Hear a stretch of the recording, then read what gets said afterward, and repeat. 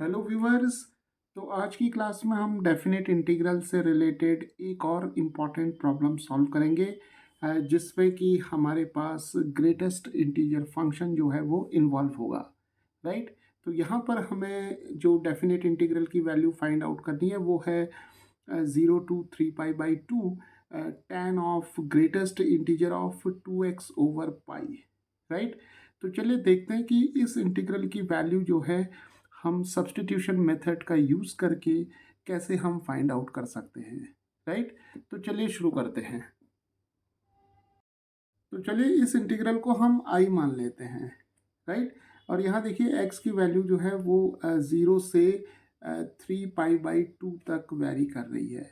तो substitution method का use करेंगे हम यहाँ पर, और यहाँ पर हम एज्यूम करेंगे t = 2x/पाई।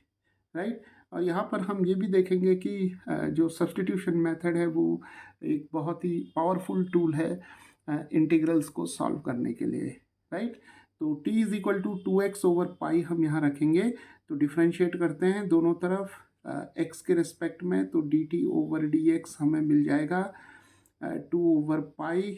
तो डेरिवेटिव हो जाएगा यहाँ पर x का डेरिवेटिव 1 हो जाएगा, तो हमें 2/पाई इंटू 1 2/पाई मिल जाएगा। राइट। तो dt हमें मिल जाएगा 2/पाई dx। तो dx को हम लिख लेंगे पाई/2 और यहाँ पर आ जाएगा dt। राइट। ओके। तो चलिए अब हमारे पास dx की वैल्यू आ गई है, तो यहाँ पर लिमिट्स को भी हम यहाँ पर चेंज कर लेते हैं। तो देखिए जब x की वैल्यू ज़ीरो होगी, x की वैल्यू जब ज़ीरो होगी तो t की वैल्यू क्या होगी। तो t की वैल्यू हम x की वैल्यू यहाँ पर सब्स्टिट्यूट करेंगे, तो देखिए हमें मिल जाएगा 2/पाई टाइम्स ज़ीरो, तो ये हो जाएगा ज़ीरो। राइट।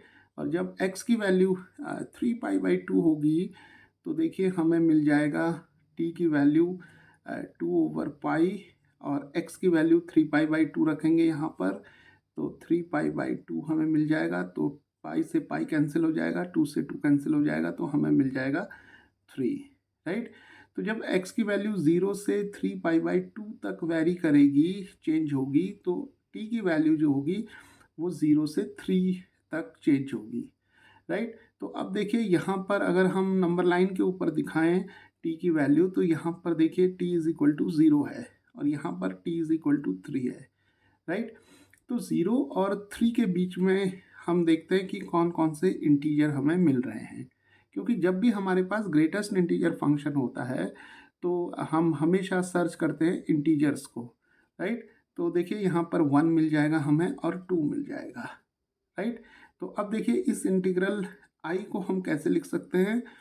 तो t की वैल्यू 0 से 3 तक वेरी करेगी, यहाँ मिल जाएगा हमें 10 greatest integer of t। Right. क्योंकि 2x/पाई की जगह हम रखेंगे t। राइट। और dx की जगह हम रख लेंगे ये वाली वैल्यू पाई/2 और dt। राइट। तो देखिए पाई/2 जो है वो एक कांस्टेंट है, तो इसे हम इंटीग्रल से बाहर ले सकते हैं। तो पाई/2 आ जाएगा, 0 से 3 हो जाएगा, और 10 ग्रेटेस्ट इंटीजर ऑफ t मिल जाएगा, और यहाँ पर हमें dt हो जाएगा। राइट। तो अब हमें इस इंटीग्रल को सॉल्व करना है। तो अब देखिए यहाँ पर ग्रेटेस्ट इंटीजर ऑफ t है, तो t की वैल्यू जो है वो 0 और 3 तक जो है वेरी कर रही है, और 0 और 3 के बीच में हमारे पास जो इंटीजर्स हैं वो 1 और 2 हैं। तो इस इंटीग्रल को हम क्या करेंगे कि 3 पार्ट्स में डिवाइड कर लेंगे।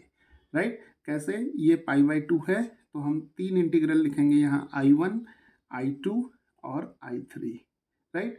तो स्टेप बाय स्टेप चलेंगे। तो पाई/2 हो जाएगा हमारे पास। अब देखिए I1 क्या होगा, I1 जो होगा वो 0 से 1 तक होगा। राइट। तो इंटीग्रल 0 से 1 आ जाएगा, और यहाँ पर आ जाएगा हमारे पास जो इंटीग्रेंड होगा वो tan of greatest integer of t dt आ जाएगा। राइट। I2 के लिए अब हम क्या करेंगे, 1 से 2 तक जाएंगे। राइट। तो 1 से 2 तक जाएंगे, यहाँ आ जाएगा tan greatest integer of t, और यहाँ dt मिल जाएगा। राइट। और जो थर्ड इंटीग्रल I3 होगा वो हमें 2 से 3 तक मिल जाएगा। तो 2 से 3 तक जाएंगे। Greatest integer of tan of greatest integer of t आ जाएगा हमारे पास, राइट। तो अब देखिए इस इंटीग्रल को हमने 3 इंटीग्रल्स के सम के फॉर्म में लिख लिया है, राइट। तो चलिए अब यहाँ पर जो इंटीग्रल I1 है इसे देखते हैं, राइट। तो यहाँ पर देखिए ग्रेटेस्ट इंटीजर ऑफ t है और t की वैल्यू जो है 0 और 1 के बीच में है। तो जब t की वैल्यू 0 और 1 के बीच में होगी तो देखिए ऑब्वियसली ग्रेटेस्ट इंटीजर t जो होगा वो 0 हो जाएगा, क्योंकि ग्रेटेस्ट इंटीजर फंक्शन की अगर हम डेफिनेशन का यूज़ करेंगे तो जब भी t की वैल्यू 0 और 1 के बीच में होगी तो ग्रेटेस्ट इंटीजर ऑफ t 0 होगा, राइट। उसी तरह देखिए सेकेंड इंटीग्रल में क्या है, वो t जो है वो 1 और 2 के बीच में लाई कर रहा है, राइट। तो ग्रेटेस्ट इंटीजर ऑफ t जो होगा वो 1 हो जाएगा, राइट। तो ये वैल्यू आ जाएगी हमारे पास, ठीक है। अब उसी तरीके से थर्ड इंटीग्रल में जो t की वैल्यू है वो 2 और 3 के बीच में लाई करेगी। तो ग्रेटेस्ट इंटीजर ऑफ t जो होगा वो हमारे पास 2 आ जाएगा, राइट। तो अब हम क्या करेंगे कि यहाँ पर हम 0 लिखेंगे, यहाँ पर हम 1 लिखेंगे और यहाँ पर हम 2 लिखेंगे, राइट।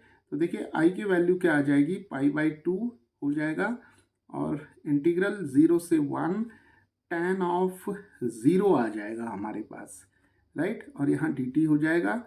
सेकेंड इंटीग्रल हमारे पास 1 से 2 हो जाएगा और tan ऑफ 1 आ जाएगा और dt हो जाएगा। और थर्ड इंटीग्रल हमारे पास आ जाएगा 2 से 3 और यहाँ पर जो इंटीग्रेंड होगा वो tan ऑफ 2 आ जाएगा, राइट। तो ये dt हो जाएगा। तो चलिए अब इन तीनों इंटीग्रल्स को हम इजीली सॉल्व कर सकते हैं। तो अब देखिए जो tan 0 है, tan 0 की वैल्यू जो होती है वो हो जाएगी sin 0 ओवर cos 0, राइट। तो sin 0 जो होगा वो 0 हो जाएगा, cos 0 1 तो ये 0 हो जाएगा, राइट। तो यहाँ पर 0 आ जाएगा तो ये इंटीग्रल जो होगा वो 0 हो जाएगा, राइट। तो i की वैल्यू आ जाएगी π/2 और हमारे पास आ जाएगा यहाँ पर इंटीग्रल 0 हो जाएगा प्लस, क्योंकि tan 0 की वैल्यू 0 हो जाएगी और यहाँ पर आ जाएगा हमारे पास tan 1, राइट। तो tan 1 एक नंबर होगा यानी कि कांस्टेंट होगा, तो tan 1 को हम बाहर ले सकते हैं और इंटीग्रल हो जाएगा 1 से 2 dt, राइट। और उसी तरह tan 2 भी एक नंबर होगा तो ये कांस्टेंट होगा, तो इसे हम इंटीग्रल से बाहर ले सकते हैं। तो ये हो जाएगा 2 to 3 और यहाँ dt आ जाएगा, राइट। तो i की वैल्यू देखिए हमारे पास आ जाएगी π/2 और यहाँ पर हमारे पास tan 1 हो जाएगा और dt का इंटीग्रल जो होगा, dt का इंटीग्रल जो होगा वो t हो जाएगा। तो हमें t मिलेगा, लिमिट्स हो जाएंगी 1 से 2, यहाँ पर tan 2 आ जाएगा और dt का इंटीग्रल t हो जाएगा और लिमिट्स हो जाएंगी 2 से 3 तक, राइट। तो चलिए अब हम इजीली यहाँ पर वैल्यूज़ डाल सकते हैं। तो ये हो जाएगा 2 - 1 और tan 1 आ जाएगा हमारे पास और यहाँ पर 3 - 2 आ जाएगा और यहाँ पर हमें मिल जाएगा tan 2, राइट। तो अब देखिए ये हो जाएगा π/2 और 2 - 1 1 हो जाएगा, तो ये सिंपली tan 1 हो जाएगा और यहाँ पर भी 3 - 2 1 हो जाएगा, तो ये tan 2 हो जाएगा, राइट। तो इस इंटीग्रल की जो वैल्यू आ जाएगी वो आ जाएगी π/2 और tan 1, यहाँ पर tan 1 आ जाएगा प्लस tan ऑफ 2, राइट। तो इस तरीके से हम जो इस प्रकार के जो इंटीग्रल्स हैं इनको हम सॉल्व कर सकते हैं, राइट। यहाँ पर एक और इम्पॉर्टेंट बात है, वो ये है कि i को हम देखिए इस तरीके से भी लिख सकते हैं, पाई और tan 1 plus tan of 2 divided by 2, right. तो अब अगर हम यहाँ देखें कि tan 1 और tan 2 का जो एवरेज है वो ये होगा, राइट। तो i की जो वैल्यू होगी वो पाई times average of average of tan 1 and tan 2 भी हम इसे लिख सकते हैं, राइट। तो tan 1 और tan 2 का जो मीन होगा, राइट, तो वो मीन होगा ये क्वांटिटी जो होगी tan 1 और tan 2 का मीन होगी, तो पाई times the mean of tan 1 and tan 2, right.